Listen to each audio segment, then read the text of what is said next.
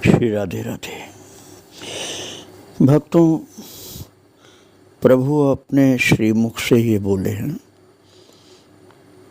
कि सबके ममता ताग बटोरी, मम पद मने बांधो बरी डोरी। जहाँ जहाँ ममता है हर जगह से ममता के तागे को इकट्ठा करके मेरे चरणों में बांध दो।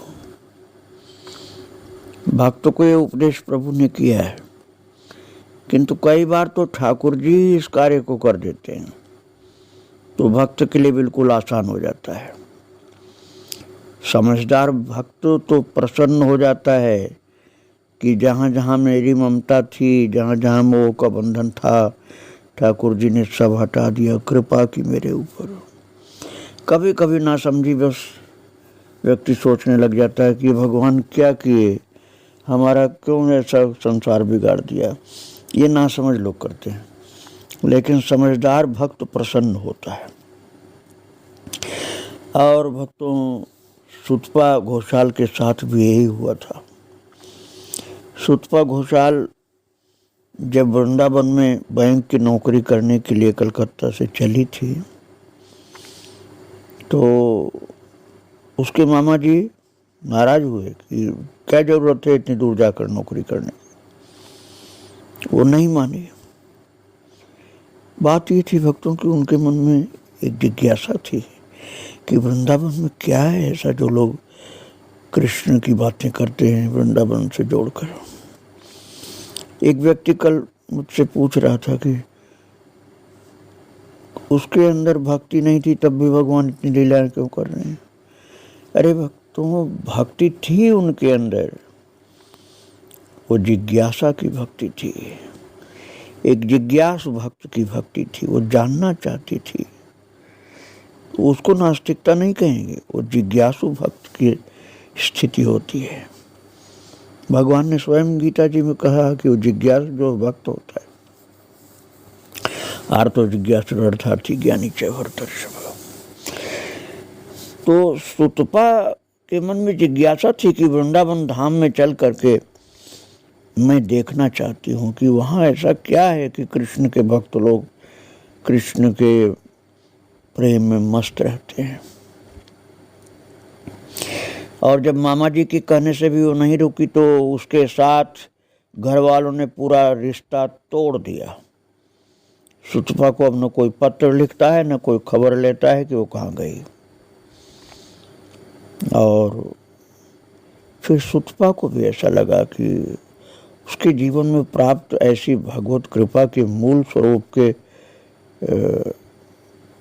जो रिश्ता तोड़ वाला कार्यक्रम हुआ है, कन्हैया मुझे खींच रहे हैं ऐसा लगता है। और उसके विश्लेषण के लिए महाराज श्री ताराशीष जी जो एक महान संत प्राप्त हो गए हैं, वो सदगुरु हैं। अब वो जानती नहीं है कि गुरु कहना चाहिए तो भाई साहब कहती है, लेकिन वो सदगुरु प्राप्त हुए थे उनको, जो उसको हर जरूरत पर दिशा निर्देश करते हैं, पत्र लिखते हैं। वो पुष्टि पत्र के माध्यम से, और महाराज जी श्री ताराशीष गंगोपाध्याय जी उसके हर प्रश्न का उत्तर देते हैं। तो अब आप समझिए, जो व्यक्ति कहे कि वो भक्त नहीं थी, भगवान क्यों लीला कर रहे हैं, तो पहली बात तो मैंने बताया वो भक्त थी, जिज्ञासु भक्त थी। दूसरी बात ये थी कि वो एक महान संत को अपना पथ प्रदर्शक मानती है और उनके एक एक शब्द पर श्रद्धा रखकर उसको ठीक ठीक वैसे ही हृदय में धारण कर लेती है। तो संत सदगुरु के वचन पर विश्वास करना और भगवान के प्रति जिज्ञासु होना, ये भक्त का ही लक्षण है।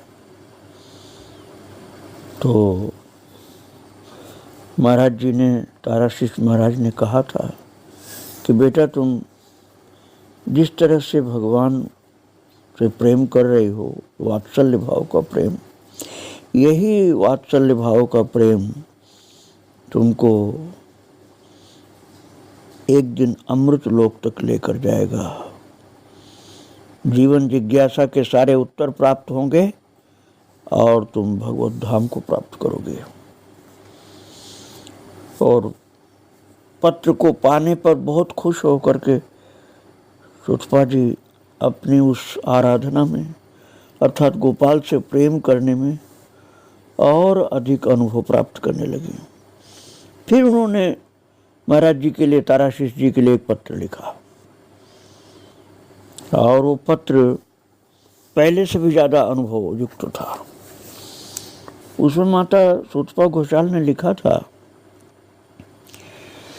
ताराशीष जी महाराज को कि पूज्य भाई साहब चरण स्पर्श, 2-3 दिनों से एक विचित्र अनुभूति मेरे मन में जाग रही है और अनुभूति वह है कि मैं कमरे से किसी बालक के बोलने की आवाज़ सुनती हूँ।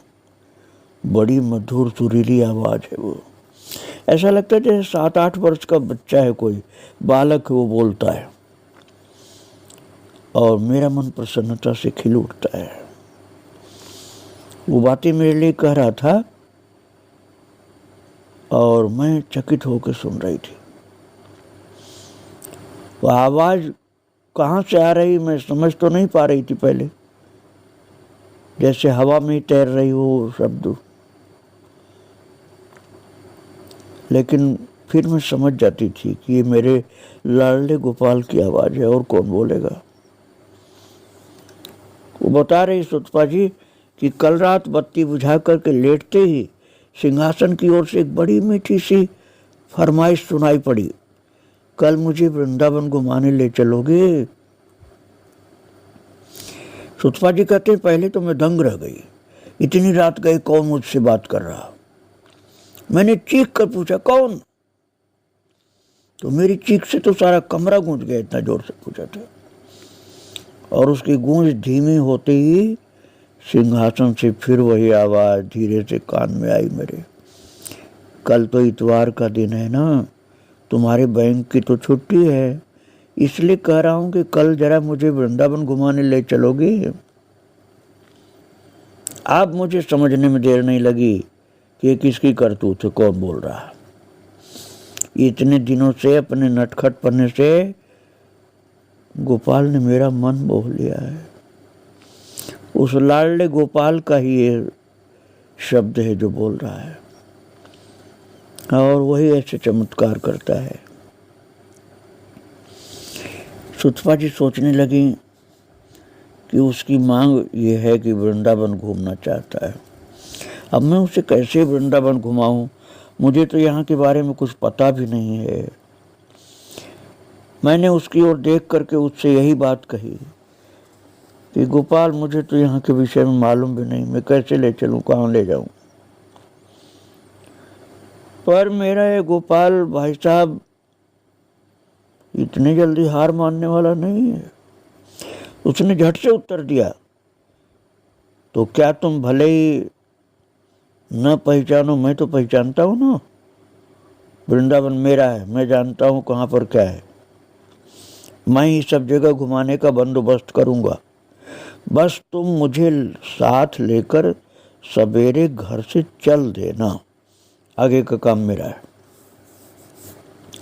चाहे कुछ भी हो, प्यारे गोपाल की मांग है। मैंने इस बारे में उससे आगे कहा कि ठीक है, तेरी इच्छा है तो मैं चलूँगी। और सुबह नहा धोकर जल्दी तैयार हुई मैं, 9 बजे तक तैयार, और मैंने जो सोचा चलने के लिए, उसी समय गोपाल ने एक चमत्कार और कर दिया। घर से निकलने ही वाली थी कि इतने में दरवाजे की घंटी बजी और मैं सुन करके कुछ चौंक पड़ी। मेरे घर पर तो कोई आता जाता नहीं, कौन घंटी बजाया। और मन में जिज्ञासा लिए दरवाजे की ओर बढ़ी तो दरवाजा खोलते ही देखा प्रज्ञा दीदी खड़ी है, जो मेरे साथ बैंक में काम करती है। उनका पूरा नाम है प्रज्ञा पारमिता सामंत। ये बैंक मैनेजर की पीए है। सांवला सा रंग, सलोनी सी सूरत और बड़ी बड़ी 2 आंखें, स्वभाव की बड़ी नेक है। हर समय अपने काम में व्यस्त रहती है मुझसे भी बहुत दोस्ती है उसकी, और दोस्ती इतनी है जान पहचान की, कोई ज़रूरत संबंध जो बैंक का होता उतनी दोस्ती। और आज वो अचानक मेरे दरवाजे पर पहली बार सुतपा जी कहती हैं कि मैं कुछ चकित सी रह गई कि ये कैसे बैंक के कर्मचारी मेरे पास आ गए सुबह 9 बजे, और वो भी भक्तों रविवार का दिन था, छुट्टी का दिन था, बैंक तो जाना नहीं था। 9 बजे वो तैयार हुई थी जाने के लिए सुतपा, तब तक ये आ गई थी बैंक की कर्मचारी जो है। और प्रज्ञा दीदी उसका नाम। तो महाराज पहले तो चकित हुई कि ये क्यों आई, फिर उनको लगा कि कोई बात होगी, तो धीरे से पूछा सुतपा जी ने कि कहिए कैसे आना हुआ आपका, कहीं रास्ता तो नहीं भूल गई। बहुत दिन पहले एक बार देर हो गई थी तो घर तक छोड़ने आई थी, तो उनको रास्ता मालूम था। तो गहरी सांस लेती हुई प्रज्ञा दीदी बोली, आए कुछ न पूछो, मैं अपनी इच्छा से थोड़े ही आई हूँ, तुम्हारे घर छुट्टी के दिन में क्यों आती। और बस इतना समझो कि मैं आने को विवश हो गई। बस ये मैं पूछना चाहती हूँ, पहले तो ये बताओ कि तुम्हारे घर में गोपाल जी के कोई विग्रह है क्या। तो सुतपा आश्चर्य में पड़ी, देखने लगी उनकी ओर चकित होकर कि प्रज्ञा दीदी को कैसे मालूम हुआ कि गोपाल मेरे घर में। मैंने तो कभी ऑफिस में बैंक में ऐसी चर्चा की नहीं, ये इसको कैसे मालूम हुआ। पूछा आपको कैसे मालूम। तो प्रज्ञा ने कहा कि बता रही हूँ, पर क्या तुम पहले मुझे एक बार उनके दर्शन करवाओगे। प्रज्ञा दीदी की व्याकुलता उनकी आवाज से स्पष्ट समझ में आ रही थी। और आज कुछ ही देर में घूमने जाना, इसी विचार से गोपाल को मैंने सिंहासन से उठाकर अपने बैग में रख लिया था।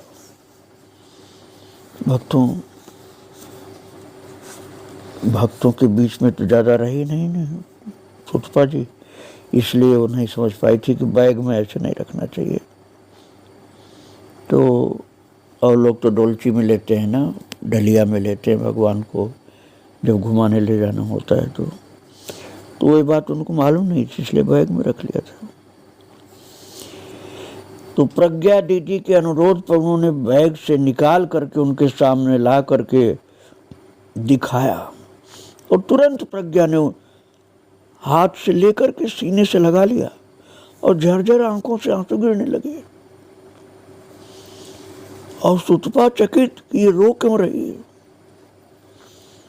फिर प्रज्ञा ने कहा, तुम्हारा गोपाल बहुत जागृत है, कल रात मुझे इसका सबूत मिला। सुतपा ने पूछा कैसे। वो बोली, बस कुछ न पूछो, कल रात सपने में यही गोपाल आए थे, बिल्कुल यही सूरत, ठीक यही नाक नक्शा। मुझसे विनती करते हुए बोले, मैंने निश्चय किया है कि कल मैं माँ को वृंदावन घुमाने ले जाऊंगा, क्या तुम हम दोनों को दिखाने के लिए ले चलोगे।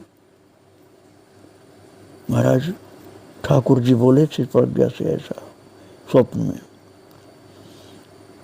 तो प्रज्ञा ने कहा था कि मैं तुम्हारी माँ को कैसे पहचानूंगी। वो बोला, तुम तो मेरी माँ को पहचानती भी हो और उनका घर भी जानती हो। उसके बाद उसने तुम्हारा नाम और पता बिल्कुल सही से बता दिया। और प्रज्ञा कह रही है कि मैं तो सुनकर बड़ी विस्मित हुई, तुम्हारे साथ इतने दिनों से काम करती हूँ, पर तुम्हारे पास गोपाल हैं ये मैं जानती नहीं थी।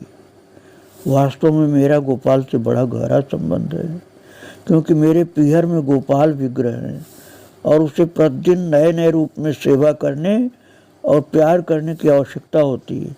ये बात मैं खूब जानती हूँ।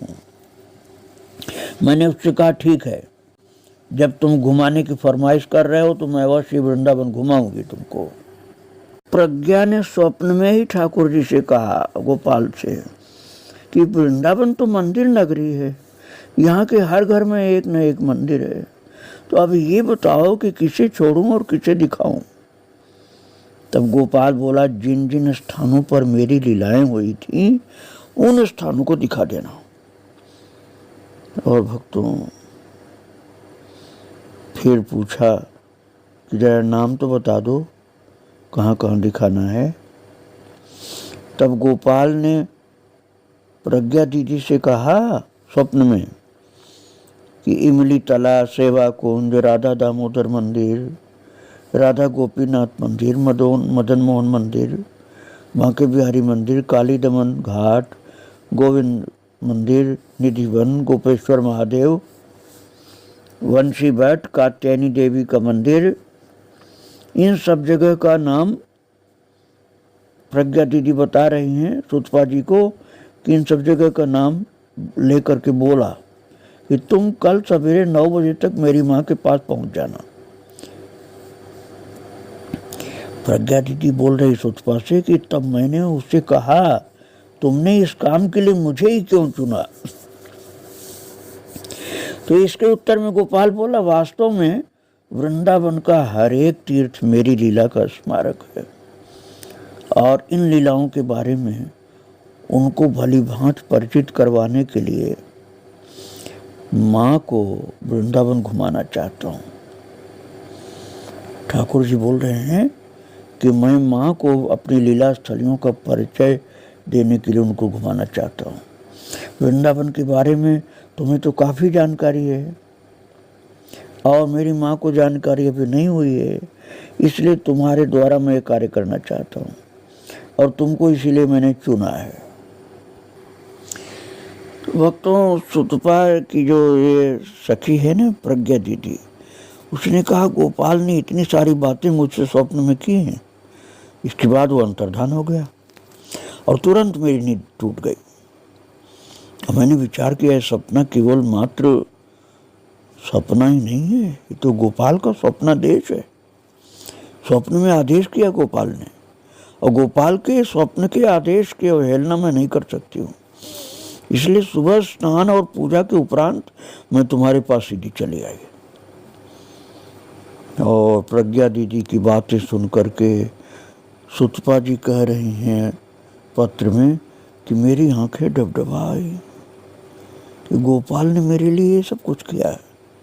वृंदावन का दर्शन कराना चाहता है, वृंदावन का परिचय कराना चाहता है, वृंदावन का मूल भाव तथा उसके स्वरूप से अवगत कराना चाहता है। तो भक्तों सुतपा जी ने बैग में गोपाल जी को फिर से पधराया और बैग थोड़ा खुला रखा था जिससे हवा भी आवे और देख भी सकें वो। तो प्रज्ञा दीदी के साथ रिक्शा स्टैंड की ओर बढ़ी और वो बताती हैं कि रिक्शा स्टैंड उनके क्वार्टर के सामने ही था। वहाँ से किराए पर एक रिक्शा ले लिया और तय हुआ कि हम 150 रुपये में 12 स्थानों के दर्शन कराएंगे। रिक्शा वाले ने कहा 12 स्थानों का दर्शन कराऊंगा, रुक रुक करके 150 रुपये लूँगा। प्रज्ञा दीदी ने सबसे पहले रिक्शे वाले से इमली तला चलने को कहा। रिक्शा चलने लगा। तभी प्रज्ञा दीदी ने मुझसे पूछा, गोपाल ने तो वृंदावन घुमाने का जिम्मा मुझे सौंपा है, मैं तुमसे पूछती हूँ क्या तुम यहाँ के अतीत के इतिहास के बारे में कुछ जानती हो? सचमुच इसके बारे में मैं कुछ भी नहीं जानती हूँ। सुतपा जी ने कहा, मैं तो वृंदावन को कहाँ जानती हूँ, मेरा लगाव बराबर विज्ञान से था। 90% विज्ञान की छात्राएं इतिहास के सामने घबराने लगती हैं, मैं भी इससे कोई अलग नहीं हूँ। इसलिए स्कूल की पढ़ाई के दौरान आने वाले महत्वपूर्ण प्रश्नों के अलावा कुछ भी नहीं पढ़ती थी। वृंदावन का इतिहास भी उन महत्वपूर्ण प्रश्नों में नहीं था, इसलिए वृंदावन के बारे में मैं नहीं जानती कुछ। प्रज्ञा जी से सुतपा ने ऐसा बताया। और वो प्रज्ञा मुस्कुराई, फिर कहने लगी कि किसी जगह को जानने के लिए सबसे पहले वहाँ के अतीत के बारे में जानना होता है, इसलिए वृंदावन को पहचानने के लिए भी उसके अतीत को जानना है। और इतना कहकर सुस्ताने के लिए कुछ रुकी और फिर बोली कि देखो, भूगोल के अनुसार ये 27 डिग्री पर अक्षांश 27 डिग्री और 77 डिग्री पूर्वी रेखांश पर ये वृंदावन है। और यमुना नदी के मोड़ पर ये वृंदावन एक उपद्वीप जैसा है। और अलग अलग भाव से लोगों ने बताया है वृंदावन के विषय में। वो प्रज्ञा दीदी को इतिहास बहुत पता था, इसलिए उन्होंने कहा कि एक मिस्टर ग्राउस थे, उनके अनुसार वृंदा वृक्ष अर्थात तुलसी के वृक्षों की अधिकता के कारण वृंदावन नाम पड़ा। और कुछ लोग कहते हैं कि पहले जिस राजा की जमींदारी थी उसके जो कन्या थी वो राधा रानी की विशेष सखी थी, और उसका नाम वृंदा था, इसलिए वृंदावन नाम पड़ गया। ऐसे कुछ बताती रही भक्तों को। प्रज्ञा दीदी ने सुतपा जी को बहुत सा कृष्ण का चरित्र सुनाया कि कैसे कैसे वृंदावन में कृष्ण रहे, और यशोदा रानी, नंद राजा, ये सब रहे। और फिर कंस की हत्या के उद्देश्य से कृष्ण वृंदावन छोड़कर मथुरा गए थे। ये सब बातें सुनाया और ये बताया कि कंस के मारने का बदला लेने के लिए जरासंध ने 18 बार मथुरा पर आक्रमण किया था। श्री कृष्ण ने जब अलौकिक रूप से अपनी राजधानी मथुरा से स्थानांतरित करके द्वारका बसाई तो जरासंध ने द्वारका जाने के बाद मथुरा वृंदावन पर धावा बोला था, यहाँ उपद्रव मचाया था। लेकिन बाद में श्री कृष्ण के प्रपौत्र वज्रनाभ ने इसे आबाद किया और वज्रनाभ ने मन में एक नई राजधानी निर्माण करने का संकल्प किया। तब शांडिल्य मुनि ने मथुरा मंडल में ही राजधानी बसाने की राय दी। और ये ब्रजभूमि परम ब्रह्म का प्रकाश क्षेत्र है, सर्वव्यापी भूमानंता मुक्ति का प्राण है। सुतपा जी से प्रज्ञा दीदी ने बताया कि यदि कई राजाओं ने बहुत लूटपाट की, मंदिरों का भी नुकसान किया, लेकिन चैतन्य देव जब आए बंगाल से तब यहाँ की महिमा बढ़ गई। और वो चीर घाट पर स्नान करने के उपरांत इमली तालाब पर बैठे थे और उनको यहाँ भाव समाधि आ गई थी। द्वापर युग की बहुत सी लीलाएं उनको दिखलाई पड़ने लगी। इसलिए इमली तला जो तीर्थ जहाँ हम लोग बैठे हैं, प्रज्ञा दीदी ने कहा इसका बहुत महत्व है। संत लोग यहाँ आते हैं, चैतन्य महाप्रभु का लीला स्थल कह करके प्रणाम करते हैं। और तो प्रज्ञा ने बताया कि इमली तला जो जगह है ना, यहाँ पर कन्हैया ने राधा रानी का रूप धारण किया था और राधा नाम जपते थे। श्री कृष्ण का रंग बिल्कुल राधा रानी जैसा गोरा था। तो राधा रानी ने पूछा श्री कृष्ण से कि ये क्या लीला है आपकी? तो उन्होंने कहा मुस्कुरा करके कि कलयुग में मेरा यही रूप होगा। उस समय तुम्हारा और मेरा ये वृंदावन लोगों की दृष्टि में जब गायब सा हो जाएगा, विलुप्त हो जाएगा, तब मैं वृंदावन के जीर्णोद्धार के लिए, मनुष्यों का परित्राण करने के लिए, भक्ति के प्रचार के लिए अपना प्राकट्य करूँगा। कृष्ण ने राधा रानी से कहा था, तब मेरे सांवले रूप के बदले तुम्हारे अंग का यही गोरा रंग मैं धारण करूँगा और तुम्हारे प्रेम की व्याकुलता लिए हुए फिर यहाँ लौट करके आऊँगा और मुझे चैतन्य देव, चैतन्य महाप्रभु कहा जाएगा। प्रज्ञा दीदी ने कहा, यही जगह है ये इमली तला, जहाँ पर भगवान श्री कृष्ण चैतन्य महाप्रभु बन करके आए थे, राधा रानी की तरह से गौर वर्ण के थे, और इसलिए मैं तुमको सबसे पहले यहाँ लेके आई हूँ। और भक्तों, वहाँ प्रणाम करके फिर धीरे धीरे ये लोग फिर इमली तला के आंगन में गए और जो मंदिर है वहाँ, उसमें गौरांग महाप्रभु जी, राधा गोपीनाथ जी, गौर नित्यानंद जी विराजमान है। ये सब दर्शन कराया प्रज्ञा जी ने। और 5000 वर्ष पुराना इमली का वृक्ष जो था, वहीं चैतन्य महाप्रभु ने विश्राम किया। भक्तों, आज वो वृक्ष तो नहीं है, वो सूख गया। मैंने दर्शन किया था उस सूखे हुए वृक्ष का। अब तो सूखा हुआ वृक्ष भी नहीं है, अब उस जगह नया वृक्ष लगा दिया गया है। और उस समय जब सुतपा जी थी तो वो वृक्ष था। तो प्रज्ञा दीदी ने कहा है ये सामान्य वृक्ष नहीं है, ये अन्य वृक्षों की अपेक्षा बिल्कुल न्यारा है और साधारण इमली भी इसमें नहीं होती है। इसकी इमलियां कभी पकती नहीं हैं। किशोरी जी की लीला स्थली के फल सदैव कच्चे ही रह जाते हैं। तो सुतपा को लगा कि ऐसा कैसे होगा, पकेंगे तो है ही। तो उन्होंने कहा कि नहीं, ये पकते नहीं।